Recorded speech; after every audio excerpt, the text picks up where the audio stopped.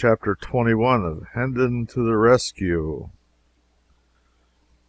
The old man glided away, stooping, stealthily, cat-like, and brought the low bench. He seated himself upon it, half his body in the dim, flickering light, and the other half in shadow.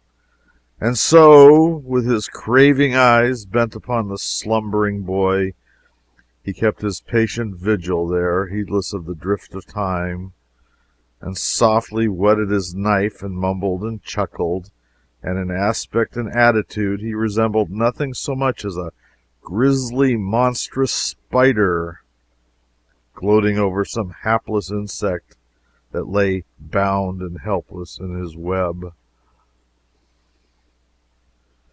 After a long while, the old man, who was still gazing, yet not seeing, his mind having settled into a dreamy abstraction, observed on a sudden that the boy's eyes were open, wide open, and staring up in frozen horror at the knife. The smile of a gratified devil crept over the old man's face, and he said, without changing his attitude or his occupation, "Son of Henry the Eighth, hast thou prayed?"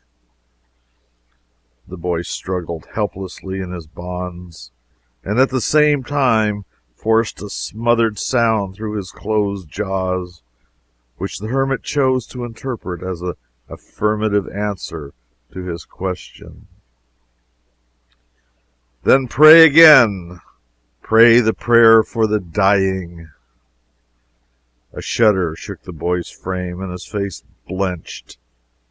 Then he struggled again to free himself, turning and twisting himself this way and that, tugging frantically, fiercely, desperately, but uselessly, to burst his fetters. And all the while the old ogre smiled down upon him, and nodded his head, and placidly whetted his knife, mumbling from time to time, "The moments are precious, they are few and precious. Pray the prayer for the dying." The boy uttered a despairing groan and ceased from his struggles, panting. The tears came and then trickled one after the other down his face, but this piteous sight wrought no softening effect upon the savage old man. The dawn was coming now. The hermit observed it, and spoke up sharply, with a touch of nervous apprehension in his voice.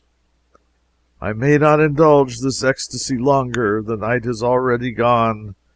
It seems but a moment, only a moment. Would it have endured a year? Seed of the Church's spoiler, close thy perishing eyes, and thou fearest to look upon—" The rest was lost in inarticulate mutterings.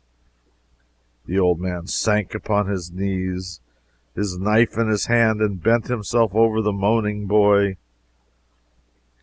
Hark! There was a sound of voices near the cabin. The knife dropped from the hermit's hand. He cast the sheepskin over the boy and started up trembling. The sounds increased, and presently the voices became rough and angry. Then blows came, and cries for help, then a clatter of swift footsteps retreating. Immediately came a succession of thundering knocks upon the cabin door, followed by, "Hello! Open, and dispatch in the name of all the devils!" Oh, this was the blessedest sound that had ever made music in the king's ears, for it was Miles Hendon's voice. The hermit, grinding his teeth in impotent rage, moved swiftly out of the bedchamber, closing the door behind him, and straightway the king heard a talk to this effect proceeded from the chapel: "Homage and greeting, reverend sir. Where is the boy? My boy?" "What boy, friend?" "What boy? Lie me no lies, sir priest. Play me no deceptions. I am not in the humor for it. Near to this place I caught the scoundrels who I judged did steal him from me, and made them confess. They said he was at large again, and they had tracked him to your door. They showed me his very footprints. Now palter no more, for look you, holy sir, and thou produce him not. Where is the boy? O good sir, peradventure you mean the ragged, regal vagrant that tarried here the night. If such as you take an interest in such as he, know then that I have sent him of an errand. He will be back anon. How soon? How soon? Come, waste not the time. Cannot I overtake him? How soon will he be back? Thou needn't stir, sir. He will return quickly. So be it then. I will try to wait. But stop! You sent him of an errand? You? Verily, this is a lie. He would not go. He would pull thy old beard, and thou didst offer him such an insolence. Thou hast lied, friend. Thou hast surely lied. He would not go for thee, no for any man. For any man? No, happily not, but I am not a man. What? Now, O God's name, what are thee then? It is a secret. Mark thou reveal it not. I am an archangel. There was a tremendous ejaculation from Miles Hendon, not altogether unprofane, followed by, "This doth well and truly account for his compliance. Right well I knew he would budge not nor hand nor foot in the menial service of any mortal. But, Lord, even a king must obey when an archangel gives the word. O command! Let me— Shh! What noise was that?" All this while the little king had been yonder, alternately quaking with terror and trembling with hope. And all the while, too, he had been throwing all the strength he could into his anguished moanings, constantly expecting them to reach Hendon's ear, but always realizing with bitterness that they failed, or at least made no impression. So this last remark of his servant came as comes a reviving breath from fresh fields to the dying, and he exerted himself once more, and with all his energy, just as the hermit was saying, "Noise? I heard only the wind." Mayhap it was. Yes, doubtless that was it. I have been hearing it faintly all the— There it is again. It is not the wind. What an odd sound. Come, we will hunt it out. Now the king's joy was nearly insupportable. His tired lungs did their utmost, and hopefully, too, but the sealed jaws and the muffling sheepskin sadly crippled the effect. Then the poor fellow's heart sank to hear the hermit say, "Ah, it came from without, I think from copse yonder. Come, I will lead the way." The king heard the two pass out, talking, heard their footsteps die quickly away. Then he was alone with a boding, brooding, awful silence.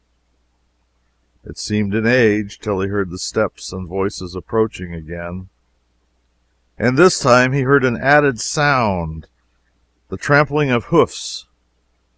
Then he heard Hendon say, "I will not wait longer. I cannot wait longer. He has lost his way in this thick wood. Which direction took he? Quick, point it out to me." But wait, I will go with thee." "Good, good! Why, truly thou art better than thy looks. Marry, I do not think there's another archangel with so right a heart as thine. Wilt ride? Wilt take the wee donkey that's for my boy, or wilt thou fork thy holy legs over this ill-conditioned slave of a mule that I have provided for myself, and had been cheated in, too, and he cost but the indifferent sum of a month's usury on a brass farthing let to a tinkerer out of work? No, ride thy mule and lead thine ass. I am sure on my own feet, and will walk." Then prieth mind the little beast for me while I take my life in my hands and make what success I may toward mounting the big one. Then followed a confusion of kicks, cuffs, tramplings, and plungings, accompanied by a thunderous intermingling of volleyed curses, and finally a bitter apostrophe to the mule, which must have broken its spirit, for the hostilities seemed to cease from that moment. With an unutterable misery, the fettered little king heard the voices of footsteps fade away and die out. All hope forsook him now. Now, for the moment, and a dull despair settled down upon his heart. My only friend is deceived and got rid of, he said. The hermit will return, and he will, finished with a gasp, and at once fell to struggling so frantically with his bonds again that he shook off the smothering sheepskin. And now he heard the door open. The sound chilled him to the marrow. Already he seemed to feel a knife at his throat. Horror made him close his eyes. Horror made them open them again. And before him stood John Canty and Hugo. He would have said, "Thank God," if his jaws had been free.